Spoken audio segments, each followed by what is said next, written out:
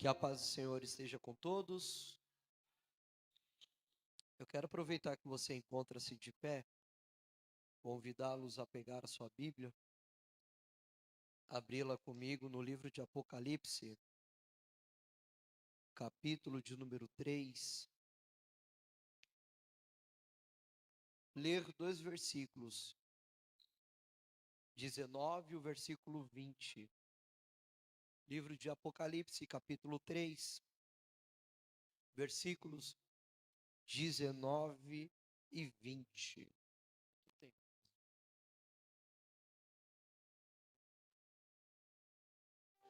Livro de Apocalipse, capítulo 3, versículos 19 e 20.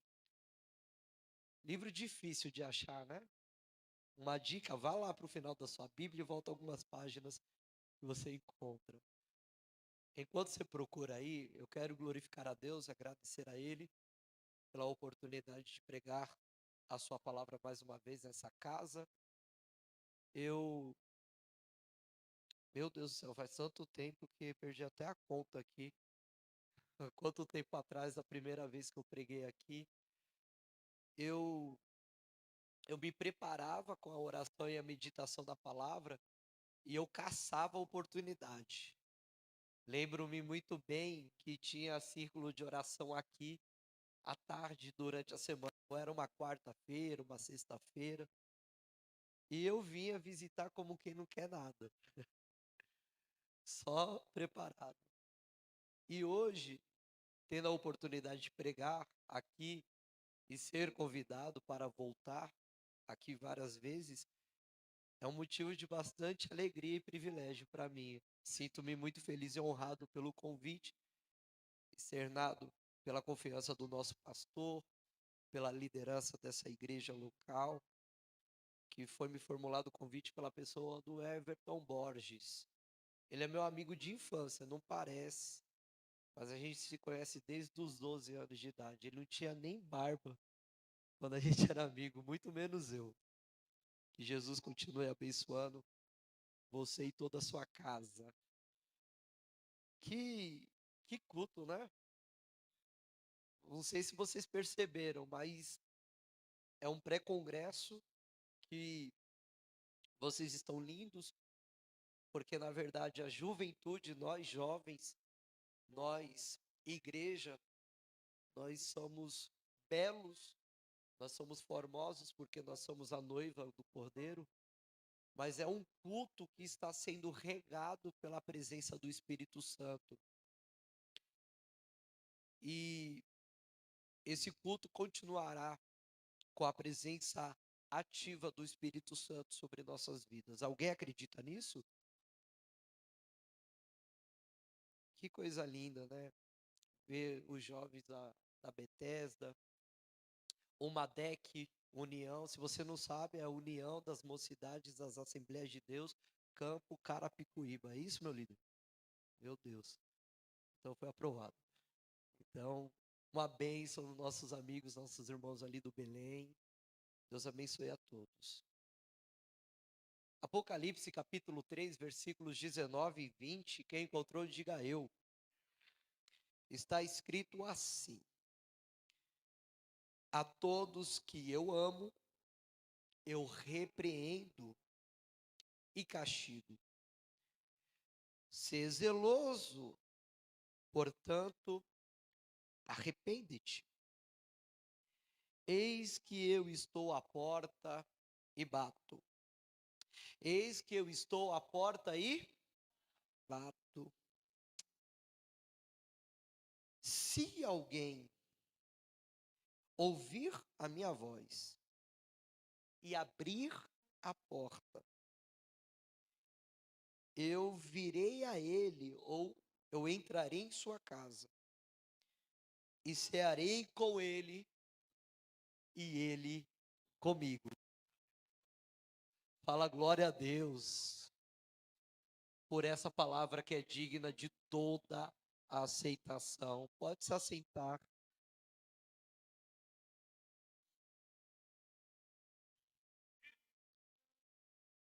Eu já participei de alguns congressos, cultos, ou até pré-congressos, que o pregador, gente, eu sou jovem ainda, tá? Não repara a minha barba.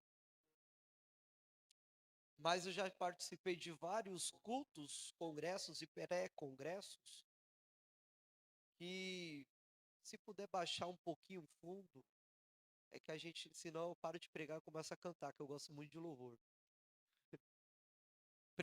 Eu já participei em alguns cultos que o pregador tentava falar de uma maneira mais jovem, entre aspas. E usava exemplos como de desenhos, seriados.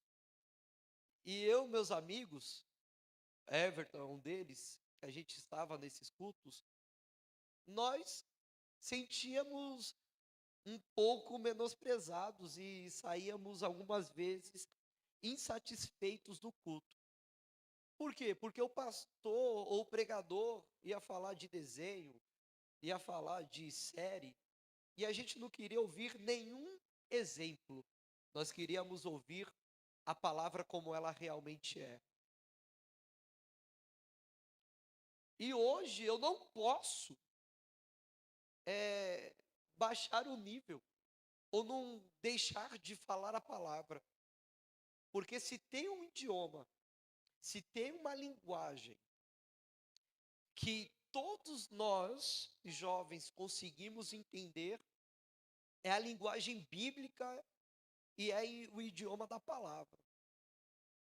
Em Salmos de número 119, nos versos 9, 10 e 11, está escrito exatamente assim: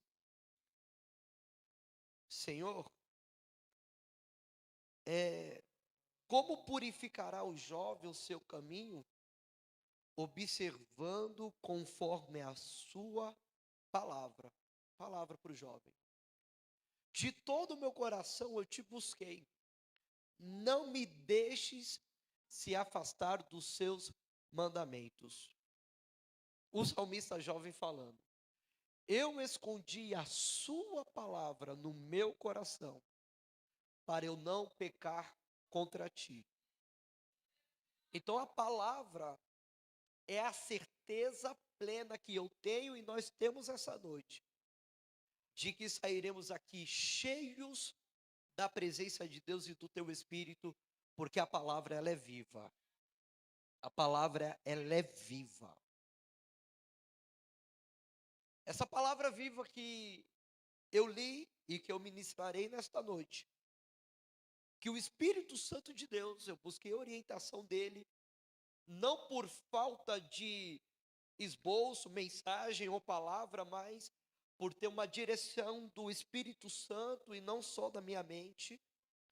O Espírito Santo colocou-me esta palavra no meu coração.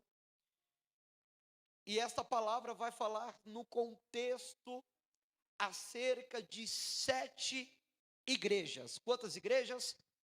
7 igrejas. 7 igrejas que encontram-se na Ásia Menor. Estão inseridas no livro de Apocalipse. Alguns temem ler o livro de Apocalipse, julgando que o livro de Apocalipse seja um livro que só relata catástrofes naturais, que revela a ação do anticristo, do falso profeta, ou até do próprio Satanás. Mas a verdade, se você ler, estudar, ver o livro de Apocalipse, você vai perceber que o livro de Apocalipse, ele é um conjunto de 7 cartas, 7 epístolas, 7 mensagens que o próprio Senhor Jesus revelou para o apóstolo João e o designou para enviar para 7 igrejas que estavam na Ásia Menor. Redobre a sua atenção. O apóstolo João, ele estava preso, cativo, na ilha de Patmos. Na ilha de Patmos estava uma espécie de segurança e presídio de segurança máxima, que ninguém conseguia entrar ou fugir dali. Na ilha de Patmos estavam os maiores malfeitores da época do Império Romano. O apóstolo João, sendo um senhor, e por amor a Cristo é o seu evangelho, ele foi perseguido pelo Domiciano, imperador da época, e ele foi jogado, preso, cativo na ilha de Patmos, para que ali ele morresse. Quando o apóstolo João estava preso na ilha de Patmos, no dia do Senhor, ele escreve no Apocalipse capítulo 1, que no dia do Senhor ele foi arrebatado em espírito. Em espírito ele chegou numa dimensão espiritual, em espírito ele chegou nos céus, em espírito o próprio Senhor Jesus ressurreto, glorificado, revelou-se a João e disse: João, tudo que você vê e tudo que você ouvir, você escreve e envia para 7 igrejas que estão na Ásia Menor, a saber, a igreja que está em Éfeso, Esmirna, Pérgamo, Tiatira, Sardes, Laodiceia e Filadélfia. Então, em Apocalipse, a partir do capítulo de número 2 até o capítulo de número 3, João ele vai se referir, ele vai se dirigir para cada uma dessas 7 igrejas.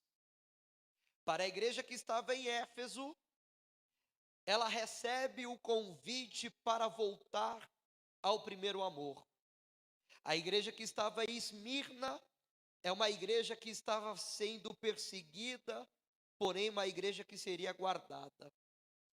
A igreja de Sardes, Tiatira, Laodiceia, todas as igrejas, o Senhor Jesus ele se revela e ele diz: eu conheço as tuas obras. Jesus conhece a igreja. Na verdade, Jesus ele passeia no meio da igreja. João, quando ele olha para o Senhor Jesus, na mão direita do Senhor Jesus, ele vê 7 estrelas. E quando ele olha para o Senhor Jesus, ele também vê Jesus andando no meio de 7 castiçais de ouro. Percebeu que o número 7, ele é citado e aparece várias vezes na Bíblia? A Bíblia fala que em 6 dias Deus ele criou o mundo. E no 7º dia, concluindo a sua obra, descansou. A Bíblia fala em Apocalipse sobre 7 estrelas na mão direita de Jesus. Fala sobre 7 castiçais de ouro puro. Fala acerca de um livro. Esse livro ele é escrito por dentro e por fora. E ele é selado com 7 selos. João fala que na abertura do 7º selo, ele vê 7 anjos. A cada anjo foi-lhe dada 7 trombetas. Cada anjo recebeu uma trombeta. Pois bem, no toque da primeira trombeta, João ele viu a terra sendo devastada, a terça parte da terra. No toque da segunda trombeta, João ele viu o mar, a terça parte do mar sendo atingido. No toque da terceira trombeta, ele viu a água doce sendo atingida. A terça parte da água doce é envenenada. No toque da quarta trombeta, João, ele vê a própria humanidade, os próprios homens morrendo. No toque da quinta trombeta, João, ele vê o poço do abismo sendo aberto e a morte sendo presa por pelo menos 6 anos, não podendo matar ninguém. No toque da sexta trombeta, João, ele vê o rio Eufrates se secando e mais de 200 milhões de demônios sendo liberados para atormentar a humanidade. Mas no toque da sétima trombeta, João viu os céus abertos e todos os seres celestiais clamando: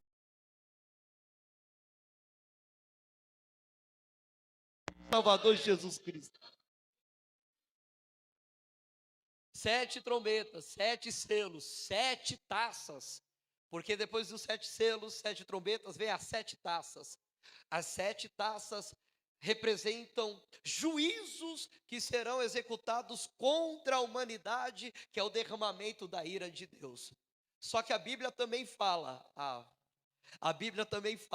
em Apocalipse, capítulo de número 5, que aquele que estava sentado sobre o trono, na sua destra, tem este livro, selado com 7 selos, escrito por dentro e por fora. Ninguém é digno de abrir o livro, nem sequer de olhar para ele.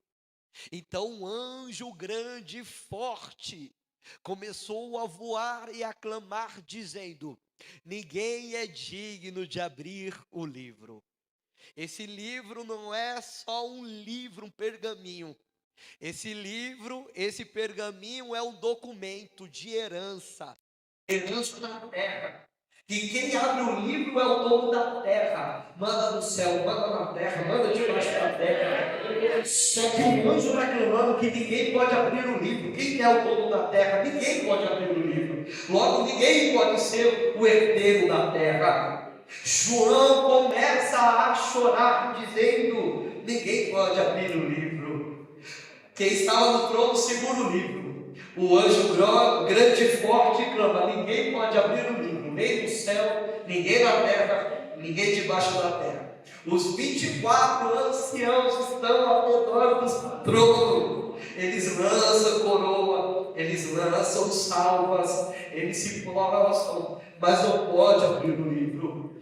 Os 4 seres viventes, que coisa maravilhosa! Eu me alegro com a Bíblia, que tem 4 seres viventes. O primeiro tem o rosto de leão, o segundo tem o rosto de boi ou de touro, o terceiro tem o rosto de homem, o quarto tem o rosto de águia. É maravilhoso. São seres celestiais, eles voam, eles têm asas, mas ninguém pode abrir o livro. João chorava. Um dos anciãos se levantou e disse: João, não chores. Como que não vai chorar? O livro está selado, a terra está perdida. Não chore, João. Por que, ancião? Eis ali o leão da tribo de Judá, a raiz de Davi. Ele foi morto, mas venceu, e ele é digno de abrir o livro e desatar a presença. Ele é o dono da terra. Apocalipse capítulo 5, versículos 6 e 7. O apóstolo João vai olhar o leão da tribo de Judá. Ele vai verificar. Quando João ele vai olhar, pastor, ele não vê uma juba, ele não vê presas, ele não vê gatinhas do Everton, ele não vê um ser felino, pelo menos 246 quilos como um leão. Não. Eis que eu olhei e eu vi um cordeiro.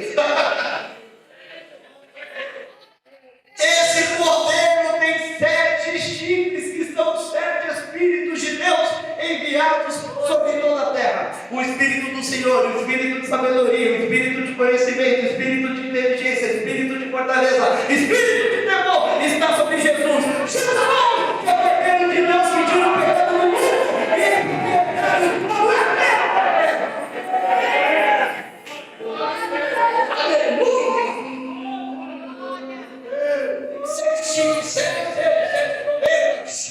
E se porventura estiver na Babilônia e Nabucodonosor levanta a estátua de 66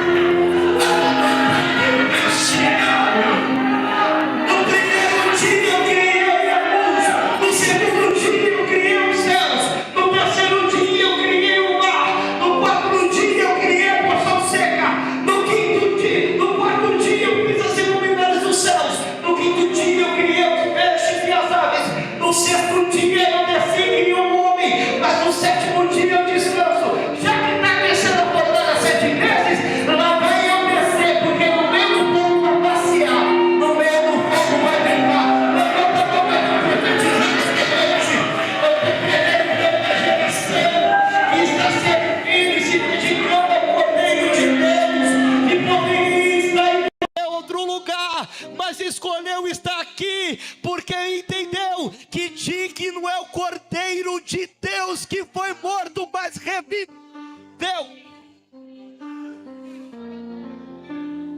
Fala assim, para a gente aprender. Fala assim: o nosso Deus é o Deus do 7, porque tudo que Ele faz é perfeito. 7 revela a perfeição. 7 revela aquilo que é completo. Por isso que a gente encontra tanto 7 na Bíblia, e Deus se envolvendo com o 7. É interessante nós observarmos que cada igreja é revelada uma qualidade. Isso daqui é extraordinário. Aí, eu só estou falando do 7. Meu Deus, tem que chegar no versículo aqui. Fala, glória a Deus. A cada igreja, Jesus ele se revela de uma forma específica. Se fosse se fosse um feedback, Jesus ele apresenta um ponto positivo e um ponto que deve ser melhorado. Por exemplo, a igreja de Éfeso. Ponto positivo: eu conheço as suas obras, que vocês não se desanimam. Ponto construtivo para ser melhorado: lembra de onde caiu? Volta às primeiras obras, retorna para o primeiro amor. Cada igreja ele apresenta um ponto positivo, mas alguma coisa precisa melhorar. Por que, Alexandre? Porque aqui, quem está na igreja não está porque é perfeito. Jesus, ele sabe das nossas qualidades. Jesus, ele sabe dos nossos pontos positivos. Mas ele não esconde as nossas imperfeições. Na verdade, ele não julga. Mas Jesus, ele identifica os pontos que devem ser melhorados e exorta, anima-nos para que nós melhoremos. A única coisa que Deus ele não espera da gente é a perfeição. Por quê? Porque somente Ele é perfeito. E quando vier aquele que é perfeito, o que é corruptível se revestirá da incorruptibilidade. E quando vier aquele que é perfeito, o que é mortal se revestirá da imortalidade. Os que dormem no Senhor ressuscitarão primeiro. E nós que estamos vivos seremos também arrebatados e nos encontraremos com Ele nos ares. Você ainda não é perfeita. Você ainda não é perfeito. Mas estamos caminhando para o abrir e fechar de olhos. Que a perfeição dele será aplicada sobre nós e seremos perfeitos como Ele é. A única coisa que Deus ele não espera da gente é a perfeição.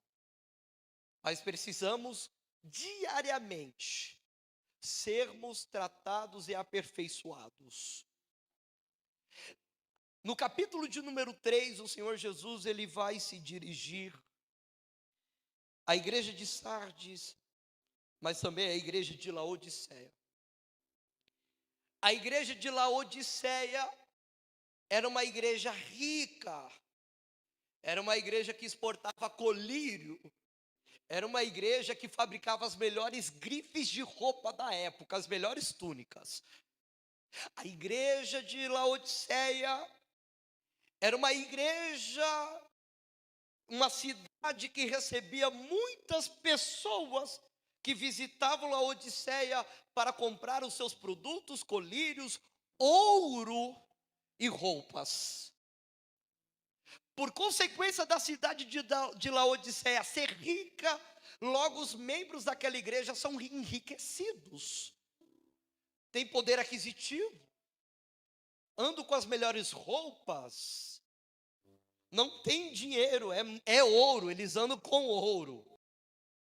Mas quando o Senhor Jesus olha para o estado espiritual daquela igreja, Jesus ele fala: vocês estão falando que é rico? Espiritualmente são pobres.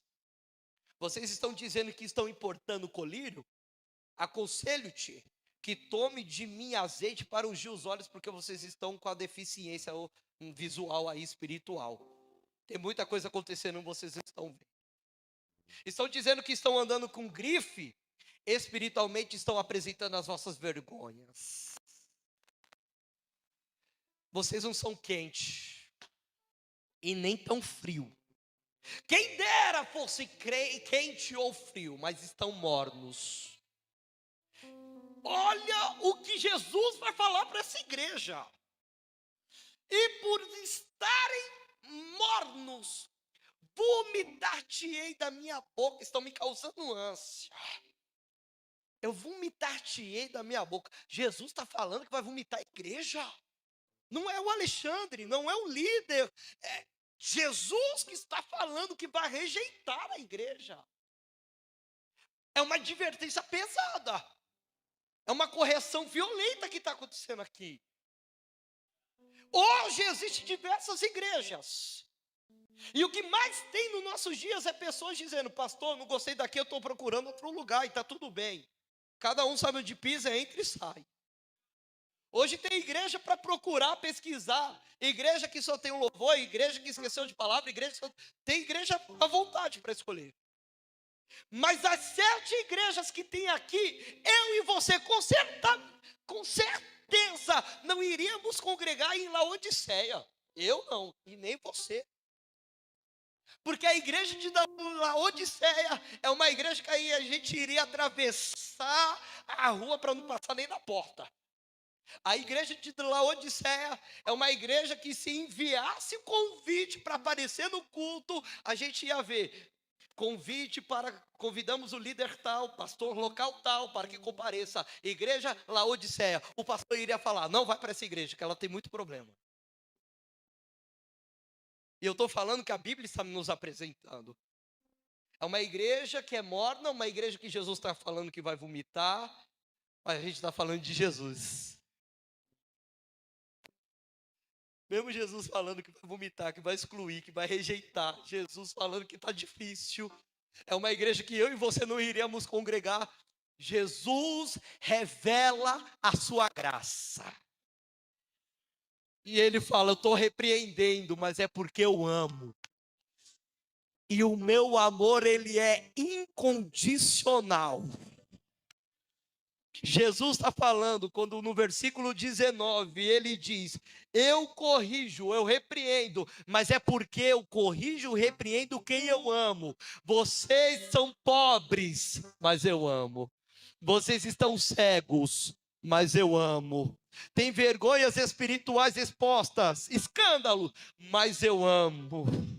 Vocês não sabem se é quente ou frio, mas eu amo. E o meu amor que repreende não é aquele que expulsa, mas é aquele que abraça e chama para perto. Para de ficar com a cara birrenta quando seu pai falar não. Segura, lá vai. Eu ouvi um dia e eu posso falar nesta noite, porque um dia estive sentado para ouvir, hoje Deus tem me levantado para falar. Não fica maltratando alguém dentro da tua casa porque alguém disse não vai. Não para de falar com seu pai ou com a sua mãe porque ele ou ela disse não é bom para você. Aramai, eu sei, Faxé. Não começa a ser desobediente, não começa a ser teimosa, não começa a ser rebelde porque você ouviu uma repreensão ou não. Por que, Alexandre? Porque o amor de Deus está sendo revelado dentro da tua casa através de um não. Não vai porque eu te amo. Não tenha amizade com alguém porque eu te amo.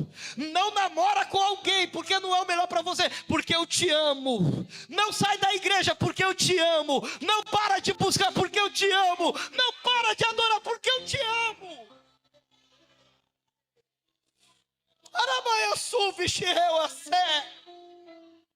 A maior demonstração de amor não foi simplesmente uma demonstração de afeto e de carinho, mas a maior demonstração de amor é um pai entregando o filho para morrer no Calvário na cruz, porque Deus amou o mundo de tal maneira que deu o seu filho unigênito, para que todo aquele que nele crê não pereça, mas tenha a vida eterna.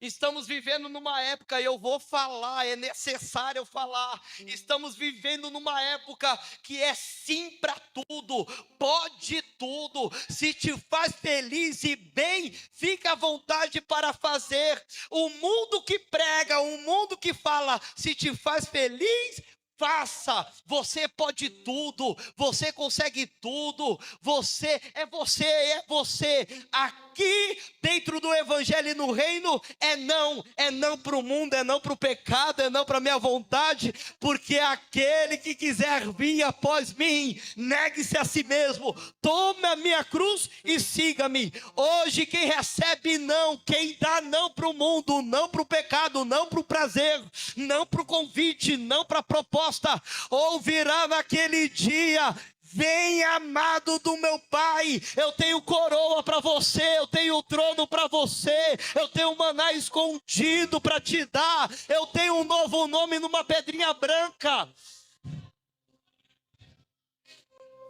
Eu sei quando é Deus falando, e Deus está falando nessa casa. Eu repreendo e corrijo todos aqueles quanto eu amo. Se você nunca ouviu o não de Deus, é porque você está faltando com o relacionamento com Ele. Ai, ai, ai, ai, ai. Eu vou falar de novo que isso daqui é violento. Deus só me fala assim. Deus só fala: eu vou dar, eu vou fazer, eu vou causar. Deus só fala: eu vou abrir a porta. Deus só fala sim, sim, sim. Só que um Deus que só fala sim, alguma coisa de errado não está certo. Porque o Deus que alguns estão falando que só fala assim, Deus faz, Deus dá, Deus acontece, é o Deus que um dia falou para Adão: não, não coma do fruto, não olha para a árvore, não pega do fruto, não coma. Porque o não para a árvore lhe dá um jardim inteiro. Um não que você expressa lhe dá uma nova Jerusalém todinha para você. Versículo 20, fechei a Bíblia. Se não, pregar é isso, pregar é explicar o texto que você leu. Eu preguei, já expliquei Apocalipse resumidamente, vou explicar o texto. Eu falei e é fato, é verdade. É uma igreja com tanto problema. É uma igreja que Jesus apresentou seus pontos construtivos que devem ser melhorados. Mas não é só um Jesus que está falando com a igreja que ela precisa se arrepender. A palavra arrependimento não significa chorar, ficar triste por um momento e depois fazer de novo. Isso é remorso. A maior representatividade de remorso é o Judas. É aquele que trai, mas sente um remorso. Ele sai para se enforcar. Mas um exemplo de arrependimento que eu encontro na Bíblia é Pedro, que nega Jesus 3 vezes. Qual é a diferença de trair Jesus e de negá-lo? Nenhuma. Porque Jesus ele falou para os discípulos que aquele que me negar diante dos homens, eu o negarei diante do Pai. Então trair Jesus equivale a negá-lo. É o mesmo pecado, o mesmo nível de consequência. Tanto tem peso para Judas que o negou.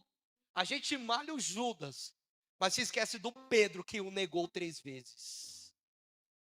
Lembra de um Judas que lhe beijou a face e o traiu, mas se esquece do Pedro, que estava no pátio da casa de Caifás, aquecendo-se na fogueira. E alguém olha para ele e fala: sabe o nazareno que está sendo julgado lá dentro? Você é um deles. Pedro responde dizendo: não o sou, mas eu vi você com eles, não viu coisa nenhuma. Você fala que nem eles, você anda que nem eles, pode se esconder na escola, Já viu o crente 007? É aquele que estuda, aquele que trabalha, mas ninguém sabe que ele é crente, ele está secreto. Só que a presença de Deus na sua vida vai ser tão forte, mas tão violenta, mas tão séria, que você não vai conseguir mais esconder aquilo que Deus tem para você. Você é um deles, não sou. Você anda com eles, não ando. Você se veste que nem eles, você fala como eles. Não. Na terceira vez que Pedro o negou, um toque foi soado, o galo cantou na madrugada. E aquele que estava sendo julgado dentro da casa olhou para o pátio nos olhos de Pedro.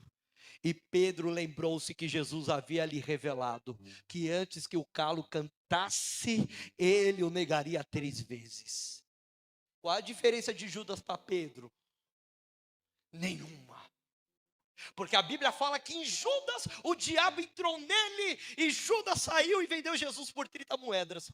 Mas para Pedro quando disse: Jesus, eu vou livrar que o Senhor seja crucificado. Mateus capítulo 16, versículo 17, Jesus olha para Pedro que está dando lugar para o diabo, o repreende dizendo: para trás de mim, Satanás, que quer me afastar do propósito de Deus.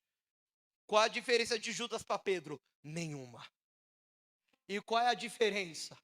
Porque um acabou saindo para se enforcar e o outro teve uma segunda chance. É que o primeiro teve o remorso. Judas teve remorso. Judas é o tipo de pessoa que ele está até num baile na sexta-feira. Domingo ele quer procurar uma igreja para chorar. E na segunda ele volta a praticar o que ele não deve. E o Pedro? O Pedro é aquele que sabe que está errado, entendeu que está errado, mas ele se arrepende, ele muda a rota, ele não vai para a árvore se enfocar, ele vai para a praia. Em João capítulo 21, pastor, ele vai para a praia. Porque Pedro voltou para a praia? É porque um dia Pedro estava com André, seu irmão, arrumando rede.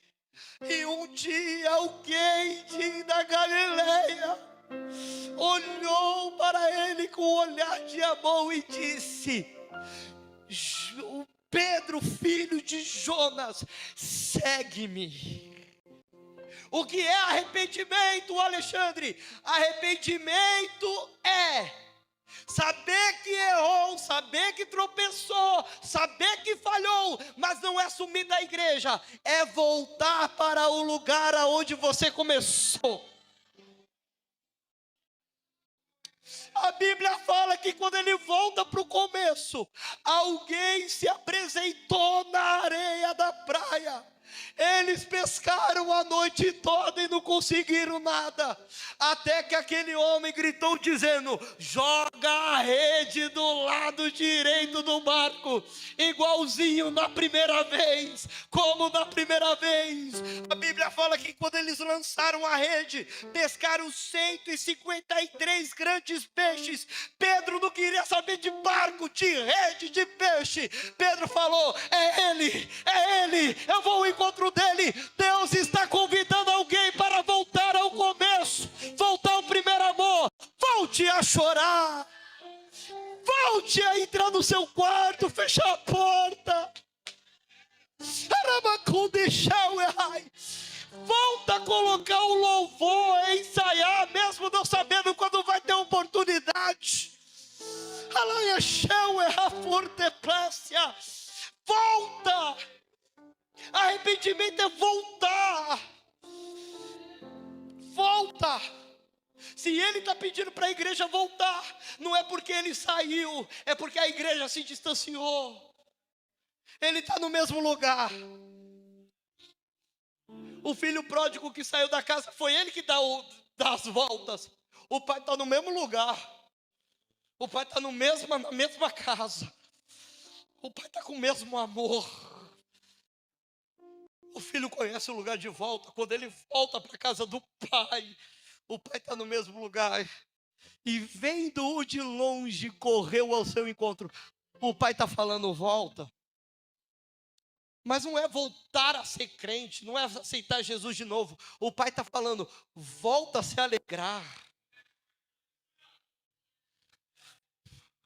não é se alegrar com quem vai pregar, com quem vai cantar, simplesmente pelo fato de ter um culto, volta a se alegrar. Versículo 20. Gente, que igreja problemática. E consequentemente Jesus está no lado de fora. Mas Jesus não passou e foi embora. Jesus está na porta e está batendo. A igreja de Laodiceia. Se isso não é graça, eu não sei mais o que é. A igreja de Laodiceia é até uma igreja que, por causa dos seus escândalos e problemas internos, deixaram Jesus para o lado de fora. Mas a graça dele é uma coisa tão inexplicável. Jacob Armino tentou explicar a graça. Gente, João Calvino tentou explicar a graça. Falou que ela é irresistível, etc. Tantos pregadores, Charles Spurgeon tentou explicar a graça. John Wesley, Billy Graham, tantos tentaram explicar a graça. Mas como explicar algo que não se pode ser decifrado com palavras, mas se não é vivido? Como que ele pega alguém da lama, do pecado, da crise, da depressão, do poço, da sepultura e fala, eu quero fazer você a minha princesa, o meu príncipe? Como explicar isso? Como explicar a graça? Quando meu pai tinha me rejeitado, a minha mãe não acreditava em mim, os meus vizinhos diziam que eu não ia dar certo. Ele olhou para mim e disse, eu vou fazer dar certo. Como explicar a graça? Eu estou arrepiado aqui. Eu não vou explicar ela, eu quero que você sinta e viva ela nesta noite. E eu vou citar o que está escrito. Em 2 Coríntios capítulo 12. Porque o homem, no corpo, ou fora do corpo, eu não sei. Mas ele foi levado até o terceiro céu. E ele viu coisas inefáveis, que não é lícito falar ao homem. Por causa das grandezas, das grandes revelações que eu tive, foi-me dado um espinho na carne.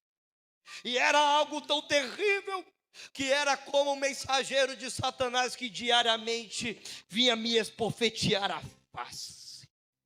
Por 3 vezes eu orei, pedindo para que o meu espinho na carne fosse removido, porque eu não aguentava mais os ataques do diabo. E ele me disse, Paulo, a minha graça é o que te basta, porque o meu poder se aperfeiçoa no meio da sua fraqueza. E toda vez que você pensar que está fraco, você será forte. Mas levanta a mão em forma de receber, porque eu estou sentindo essa graça aqui nessa igreja. Eu estou sentindo essa graça sobre essa vida. Quando o desânimo bater, quando você se sentiu menor, quando você se sentia pior, quando você não tiver força nem para chorar, quando parecer que você vai explodir por estar escondendo e guardando tanta raiva, tanta mágoa, tanta coisa e não conseguir achar um amigo ou uma amiga para desabafar. Quando tudo parecer contrário na sua vida, quando as coisas saírem do trilho, quando você pensar que vai morrer, quando a sua vontade for de desaparecer, Ele diz para você nesta noite de sábado, dia 20 de julho de 2024, a minha graça é suficiente para você. Você não precisa de tênis de marca, você não precisa da melhor roupa da moda, você não precisa da última geração de iPhone, você não precisa daquela panelinha da escola, você não precisa de ter muitos seguidores no Instagram, você não precisa de visualização do TikTok, porque tudo que você já tem lhe basta. É o favor imerecido, é a graça, é o amor, é a graça. vou lhe dar 30 segundos para você agradecer e adorar por essa graça que é suficiente, que nos... Alabanodas.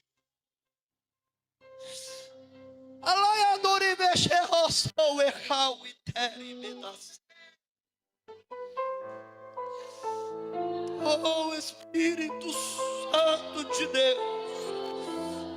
A graça te perdoa, a graça te abraça, a graça te regenera, a graça te levanta, a graça te restaura, a graça te quebranta, a graça te fortalece, a graça te alcança, a graça te revigora, a graça te liberta, a graça ela te fortalece, a graça de Deus te vivifica, a graça de Deus te coloca de pé, a graça de Deus está alcançando a tua casa, a graça de Deus está alcançando a tua família, a graça de Deus está alcançando os teus pais, a graça de Deus está alcançando o seu casamento, a graça de Deus está alcançando, a graça de Deus ela te alcança, te alcança, te alcança. Antes de chegar o ataque do diabo, chegou a graça. Antes de abrir a sepultura, chegou a graça. Alamantorefa.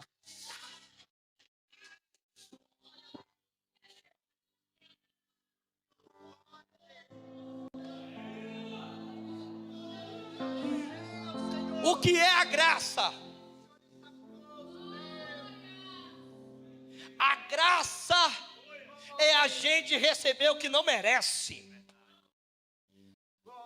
Convenhamos, deixa um pouquinho a vaidade de lado. Vamos baixar a bola, como a gente fala. Vamos sair do hype.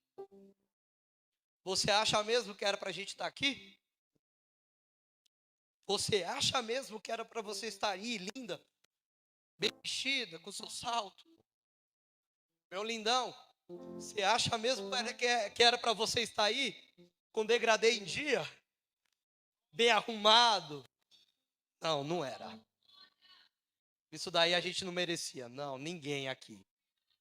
Alexandre, alguém na minha escola falou que se eu ajudar os pobres eu vou ter um lugarzinho no céu. Não, não vai. É pela graça. É receber o que não merece. O que é a graça? É receber o que não merece. Você não merecia a presença dele. Você não merecia os dons que você tem. Não.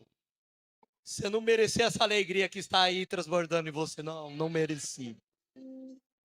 O que é juízo? Juízo é receber o que a gente merece. Deus desceu no jardim, Guilherme, e falou para o homem: não come do fruto. Está escrito: no dia que você comer, você morre. A Bíblia fala que o homem comeu, mas no dia que ele comeu do fruto, ele não morreu. A Bíblia fala que Deus tirou um homem e a mulher do jardim. Adão vivera 930 anos, pelo menos. Não era para morrer, viveu quase 1000 anos. O que é a graça? A graça é quando a sua mãe ou o seu pai, a graça é quando a minha mãe e o meu pai, isso já me aconteceu e você vai se identificar, chegou em mim e disse: Alexandre, não pega nada no armário.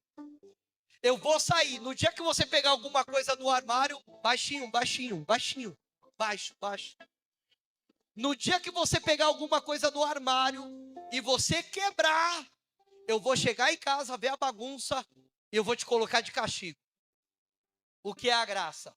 A graça é o meu pai sair para resolver alguma coisa. Eu, com a minha teimosia, vou lá, pego o copo, quebro o prato. E eu fico desesperado falando, quando o meu pai chegar, esquece, eu tô frito. Só que o meu pai, ele chega. Só que quando o meu pai, ele chega, ele vê a bagunça. Ele não fala nada. Ele pega a vassoura, eu pego a pá, ele me ajuda a arrumar a bagunça e ainda depois fala: esquece o que aconteceu, vamos tomar um sorvete. O que é a graça? A graça é Eis que eu estou à porta e bato. Se alguém ouvir a minha voz e abrir a porta, eu vou entrar na sua casa, mas eu vou arrumar bagunça. Eu vou cear com ele e ele comigo. Ei, Jesus quer arrumar alguma bagunça que a gente carrega. Jesus quer colocar a casa em ordem. Mas a casa é eu e você. Jesus, ele quer colocar você em perfeito equilíbrio com o fruto do Espírito. Jesus quer que você durma em paz à noite. Jesus quer que você pare de chorar sem motivo. Jesus quer que você pare de se sentir o pior ou a pior com esse complexo de inferioridade. Jesus está na casa, ele já chegou aqui e ele diz que quer organizar a tua vida. Eu posso orar por você? Eu vou fazer algo diferente aqui. Eu vou fazer algo diferente aqui. Eu não vou falar para você dar a mão para alguém, não. Eu vou falar para você escolher alguém próximo de você, na sua esquerda ou na sua direita, na sua retaguarda. Escolhe alguém em 2 minutos. 2 minutos, porque a hora não nos espera. Isso. Alexandre, pode ser alguém no meu lado ou atrás? Pode.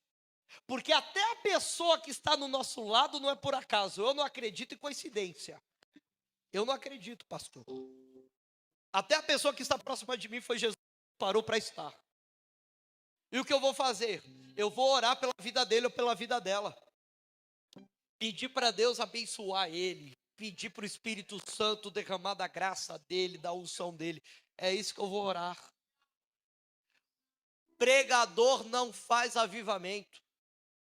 O que faz avivamento é nós, em conjunto como igreja, buscar arrependimento e a presença dele. Isso causa avivamento. Não é barulho, não. O melhor barulho é quando ele vem como de um vento impetuoso e veemente, e ele enche a casa. Começa a orar por alguém aí perto de você. Se você sentir vontade de abraçar alguém, abraça.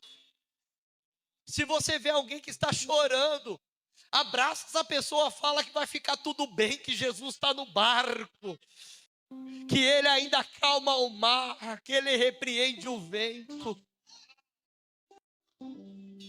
Alexandre, eu não sei profetizar. Alexandre, eu não sei falar em línguas. Mas você sabe falar com seu pai. Você pode ser usada por Deus. Você pode ser usado por Deus. Aumenta o volume da tua intercessão. Fecha os olhos, não olha para mim não, porque eu não tenho nada para oferecer. Mas aquele que oferece presença, graça, unção, virtude, está na casa, está presente, está na... Tu que bicheu, sou malá. Espírito Santo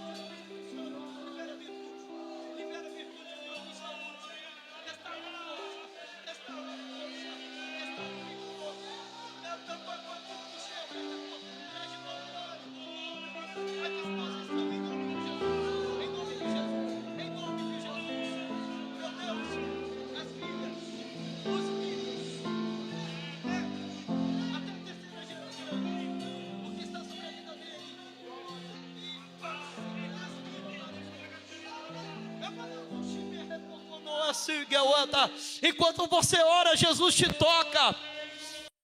Enquanto você ora, Jesus ele te renova. Enquanto você ora, Jesus ele libera a presença dele sobre você. Enquanto você ora, Jesus vai ativando dons espirituais. Enquanto você ora, alguma coisa está se acendendo dentro de você. Aleluia, aleluia, aleluia. A nossa geração não está perdida, nós estamos de pé. Nós estamos na casa dele, na presença dele. Nós estamos vivos, nós estamos de pé.